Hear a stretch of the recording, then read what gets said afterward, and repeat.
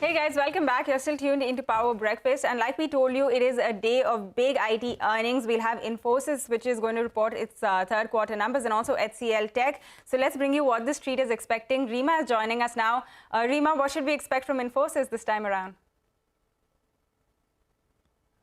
Thanks so much for that. So when it comes to Infosys, we're looking at a dollar revenue growth of 1.5%, constant currency growth of 1.2%, which will be less than what TCS reported at 2.2%.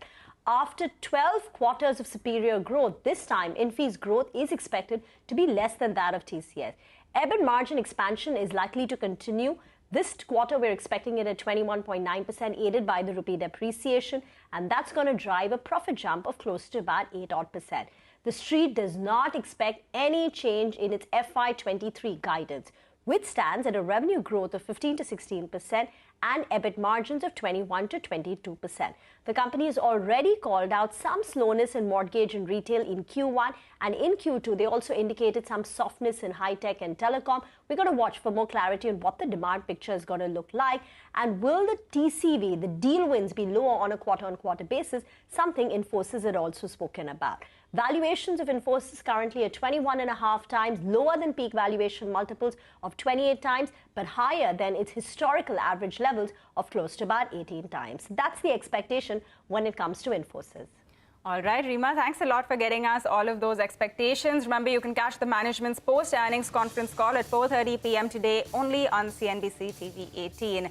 But Reema, hold on. We also have HCL Tech, which will be reporting third quarter numbers later today. So what should we expect from there?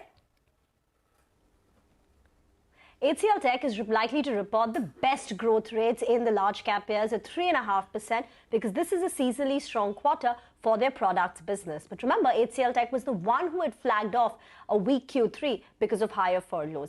EBIT margins are likely to expand like we've seen with the rest of the IT pack, and the expectation 18.7% is the EBIT margin poll, and profits up close to about 10.5%. Again, don't expect any change in HCL Tech's FY23 guidance, because only in the month of December at its analyst day had the company tweaked its guidance. They had said that FY23 constant currency revenue growth will be at the lower end of their guided range of 13.5 to 14.5%. So considering just 1 month back, the company had come out with that update, don't expect any change. Even margins are likely to be maintained between 18 to 19%, something which the company had reiterated in December.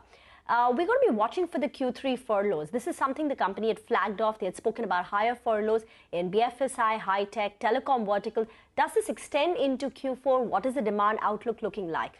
The stock is down nearly 18% in the last 1 year and trades at about 18.5 times forward multiple, which compares with 14x prior to COVID and the 5-year average. Back to you. All right, Reema, that is everything that we're expecting from HCL Tech. Thanks for bringing us that. The management of HCL Tech will also brief the media in a post-earnings press conference at 6 p.m. later today. So stay tuned and watch CNBC, and you can catch that as well. The other big talking point overnight has really